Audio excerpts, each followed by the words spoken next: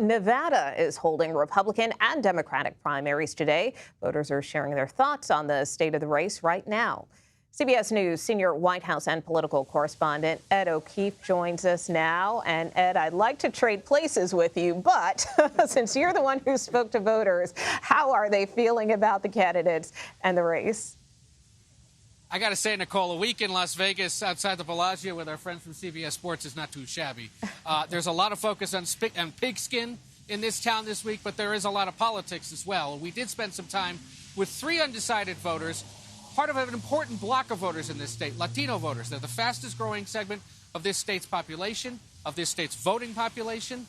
None of them really like their options. Take a listen to what we talked about. I asked, this is a different way of asking what I've been asking, but I want to ask it this way. And let me start with you. What hasn't Joe Biden done for you? Let's start with immigration. I see there's so many people around me that I see them struggle. And I'd like to see that to change just a bit, you know? We start helping, we start creating an amnesty. We won't have so many problems, so many issues that we have right now. And as a restaurant owner, we see it.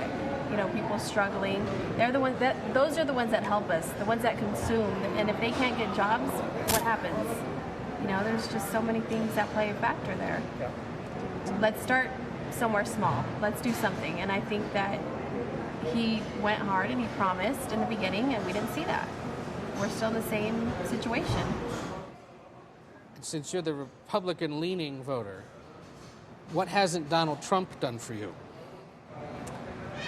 Well, he was our president, so during that time, I would hope that he would have attended more towards healthcare, education, and overall, even the economy.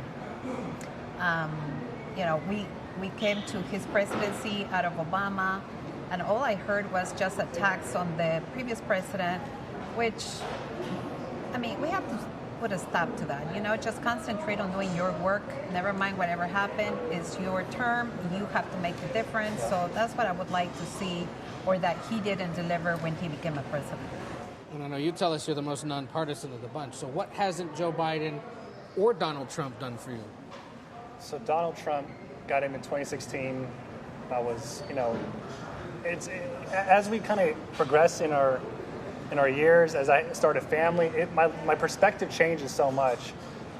So it's hard to even say, you know, we're talking almost 8 years ago when Biden. I was in a much different position then when Trump was in office.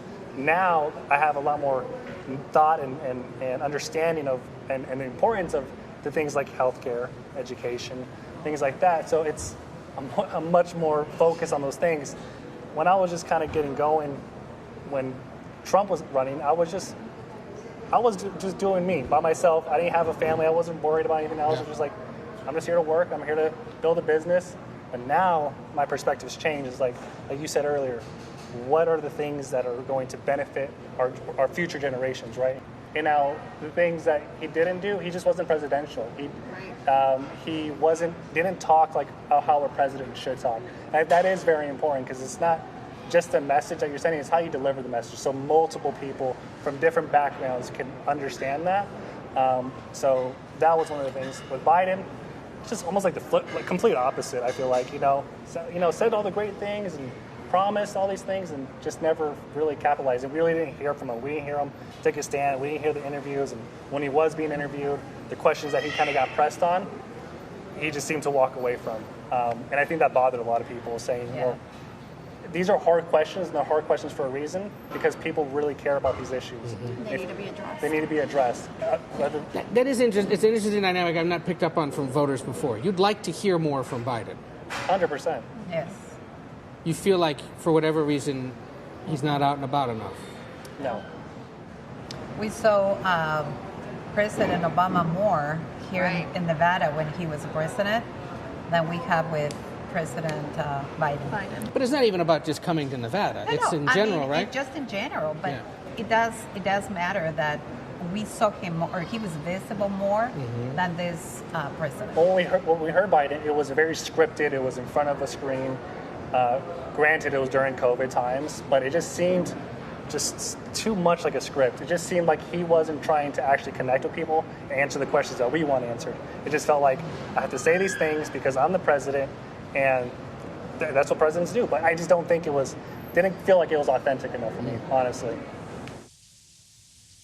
So, Nicole, look, President Biden won Latino voters overwhelmingly 4 years ago.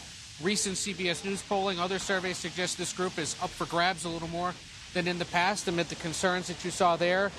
Promises not kept, concerns about the economy, and even, interestingly, concerns that they don't see the president enough explaining himself, which sounds like that might be changing in the coming days. But really interesting conversation. All right, Ed O'Keefe, thank you so much for joining us from Las Vegas.